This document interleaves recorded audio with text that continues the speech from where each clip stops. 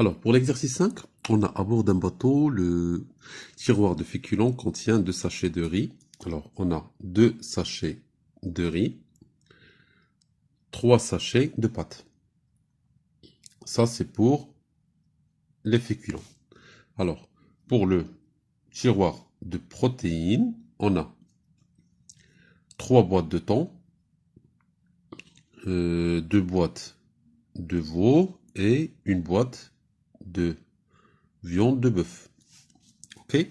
Alors, on a le repas est composé d'une boîte de féculents et une boîte, un sachet de féculents et une boîte de protéines.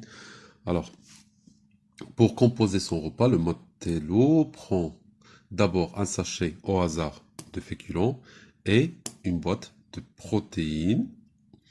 Maintenant, on doit construire l'arbre pondéré. Alors, on a tout d'abord, on a le matelot, il passe vers les féculents.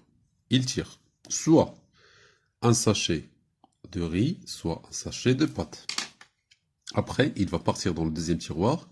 Il a, pour les protéines, il a soit le thon, soit le veau, soit le bœuf. Et la même chose ici, soit le thon, soit le veau, soit le bœuf. Alors, pour le riz, on a 2 sachets de riz, dont 5 sachets de féculents, car on a 2 de riz et 3 de pâtes. Alors, il a 2 possibilités sur 5 de tirer un sachet de riz, 3 possibilités sur 5 de tirer un sachet de pâtes. Pour les protéines, on a 3 thons, 2 veaux et 1 bœuf. 3 plus 2, ça fait 5, plus 1, ça fait 6. On a 3 thons, alors il a 3 possibilités sur 6 de tirer le thon. Pour le veau, 2 possibilités sur 6 pour tirer le veau. Pour le bœuf, une possibilité sur 6. La même chose pour le deuxième. 2 sur 6 et 1 sur 6. Alors, si je vous demande par exemple de me calculer la probabilité qu'il prend un sachet de riz plus une boîte de thon. Alors, ça va être 2 sur 5 fois 3 sur 6, qui est égal à 1 sur 5. Si on vous demande de nous calculer la probabilité qu'il tire un riz et veau, ça sera 2 sur 5 fois 2 sur 6, qui est égal à 2 sur 15. Si, pour la troisième, le riz plus le bœuf, ça va nous donner 2 sur 5 fois 1 sur 6, qui est égal à 2 sur 30. Si on veut les pâtes et le thon, ça sera 3 sur 5 fois 3 sur 6, qui est égal à 9 sur 30.